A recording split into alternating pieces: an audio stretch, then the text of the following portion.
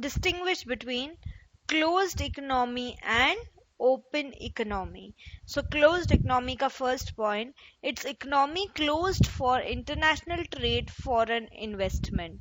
मतलब जो foreign investments या एक्सपोर्ट इंपोर्ट उसके लिए क्लोज्ड है, सिर्फ कंट्री के जोग्राफिकल बाउंड्रीज में काम कर रही है. Open economy, it's economy open for international trade, foreign investments. Okay, so यहाँ पे ग्रॉस नेशनल प्रोडक्ट क्या होगा?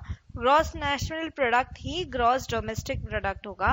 सीआईजी को कंसिडर करना है, consumable investment in capital goods, value of services rendered by the government. So gross national product ही gross domestic product होगा, क्योंकि क्लोज्ड इकोनॉमी है, बाहर से ट्रेड ही नहीं है, तो एक्सपोर्ट इंपोर्ट भी नहीं है, फॉरेन इन्वेस्टमेंट्स भी नहीं है. ओपन इकोनॉमी में क्या होगा?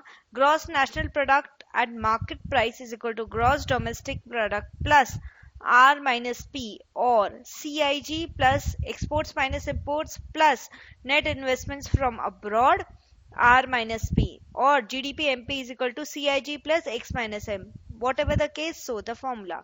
Third, net exports and net income from abroad are excluded. हम उसको बिल्कुल भी कंसिडर नहीं करेंगे, एक्सपोर्ट्स को भी नहीं और इन्वेस्टमेंट्स को भी नहीं जो अब्रॉड से रिलेटेड है.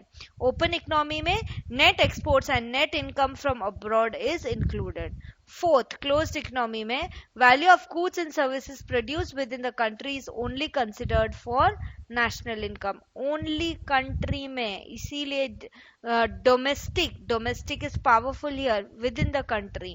जबकि open economy में value of goods and services produced within the country, net export, net income from abroad, all are considered. Export भी consider करेंगे, income from abroad भी consider करेंगे through investments open economy के अंदर.